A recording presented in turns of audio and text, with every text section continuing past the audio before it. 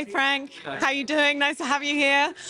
Difficult one to describe this movie, but if you were going to attempt it, what can people expect coming into Harvest? Okay, so you can expect a kind of historic tale about the birth of capitalism. You play sort of quite a fun character, I think, within this. Did you sort of enjoy leaning into his sinister aspects? But there's also sort of a darkly comic aspect to him too.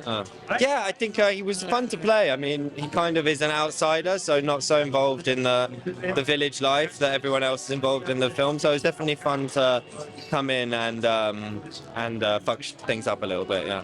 Did you see him as a pure villain, as purely sinister, or did you think that he was sort of just a man in a certain circumstance and taking advantage of that? Yeah, I don't see him as a villain myself. I see him as a capitalist, an early capitalist, and individualist, and someone who is obsessed with progress and evolution, and not necessarily the most empathetic person. I tried not to play a generic evil person. And what was the shoot like? Because I feel like just the mud, the golden hours of the landscape, the setting itself just really comes off the screen. Did it feel like that when you were shooting it too? Absolutely, yeah. As I say, I wasn't so much involved in the village stuff because my character comes in the end, so I was able to sort of, sleep in a nice bed and kind of muse on politics rather than shaving sheep and stuff like that. So yeah.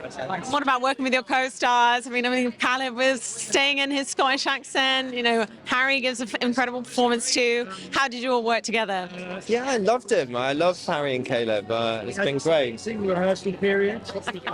So it's been great. I mean, Caleb and I worked together a long time ago, so it's been nice to see him again. And I'm a big fan of Harry's, and the whole cast is great. So I've really enjoyed it. Yeah. And Athena's first English language movie. Obviously, she's done other features before. What do you think sets her apart as a filmmaker? She brings such a unique tone, I think, to this movie. It's quirky, Athena. She's interesting. The films are very interesting and very kind of funny and individual. I haven't seen films like Athena's really ever, so it's been a great pleasure to work with.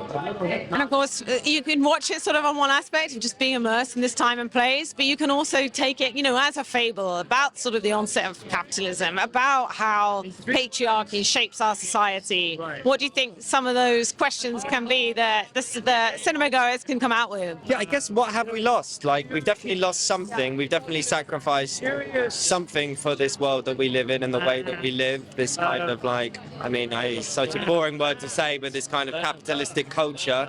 I guess Harvest will look at a little bit of what is the things that we've sacrificed in order to live in this world. And of course, it's already shown at other film festivals, but what does it mean to you to be here with the film at London Film Festival? Oh, it means the world to me. I really am. So I'm very nervous. I'm very honored to be here. It's really amazing.